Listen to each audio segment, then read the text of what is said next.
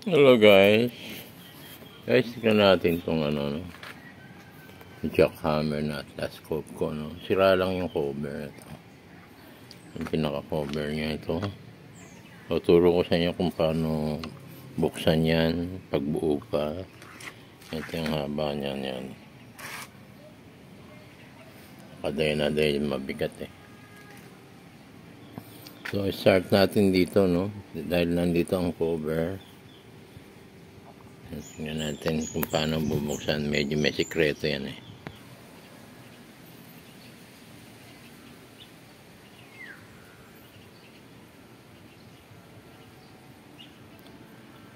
So guys, ang problem yan ito, no. Itong pinaka-cover. Nabiyak. So pag wala yan, lalabas yung spring dito eh. Ayan, dapat may cover. Tapos itong spring ito, tatalsik yan. Ayan. So ang pinaka niyan, lock. So bago mo mabuksan to, kung buo tong na ito, mahigpit to, hindi mo matutulak. Nandito yung pinaka niya, ayan, no? Yung pin. Ito yung pin niya, yan. Yan ang umaharang dito sa cover.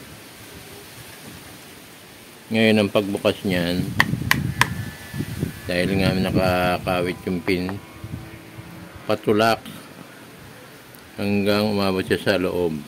Pag naano na siya, sakto yan na maimumove mo itong cover. Pero hindi tatago sa kabila yan. Walang tagusan yung pin, hanggang dito lang sa gitna. Iangat na natin para makita mo. Para makita natin to, no? Kita ba? Ayan na. So, pukin lang natin ng sakto dun sa yan yung pin niya. Lalabas natin. Teka. Yan. Yun. Yan na siya. Ayan. Yung pin niya. Tsaka pa lang lalabas yung ganyan. Yan, hanggang haba. Pagbuo siya. So, ibababa nyo ito ng konti. Ayan, para. Yun. Yan ang pinaka niya. Dito siya. Ito yung pin na dumadaan. Yan. Dadaan siya hanggang dito. Babara na siya dyan. Yan. Tsaka may gaganon. Kita ba? Hindi, no?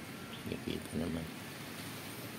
And then next, dahil cover lang naman, ngayon kung bubuksan talaga natin lahat, dito papaluin. Aangat to lahat.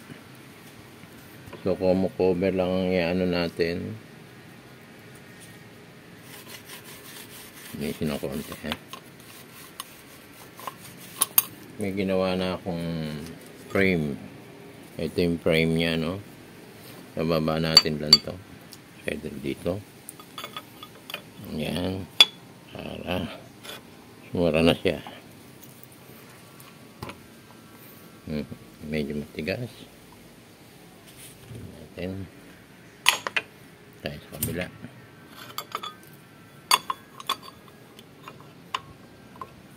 Hindi, konting pa. Finish. Yun.